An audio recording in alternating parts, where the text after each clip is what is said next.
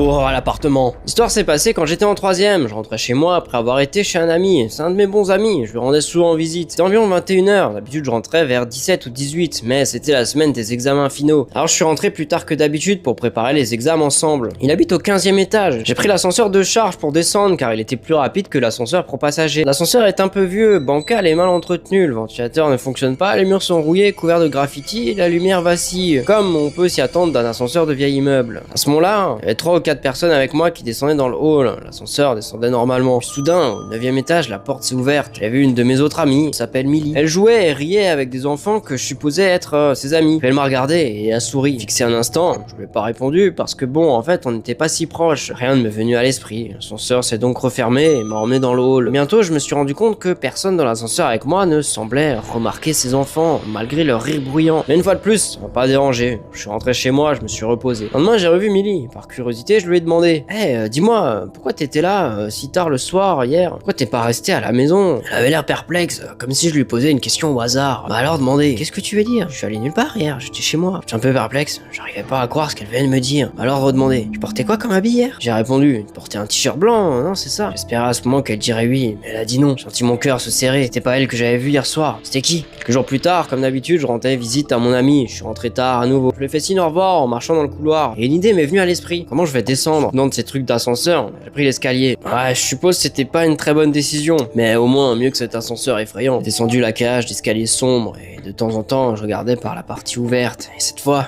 j'ai vu une silhouette sombre regarder depuis le balcon en face. Ça m'a semblé normal. Probablement une personne regardant en bas. J'ai continué à marcher. Surveillant où je mettais les pieds, j'ai relevé les yeux. Et soudain, la silhouette sombre a disparu dans le vide en un clin d'œil. J'ai tellement peur en pensant: comment diable la silhouette a-t-il pu disparaître aussi vite? En sautant du balcon, j'ai accéléré le pas. Et à ma grande surprise, j'ai vu le panneau, 8e étage. Ce qui signifie que j'avais vu cette silhouette au 9e étage. C'est à cet étage que j'avais vu les villosités fantomatiques. J'ai rapidement appelé mon ami pour lui en parler. Il fut surpris et me dit que beaucoup de gens disaient aussi que le 9e étage était hanté. Un homme était mort autrefois, mais on l'a retrouvé en train de pourrir.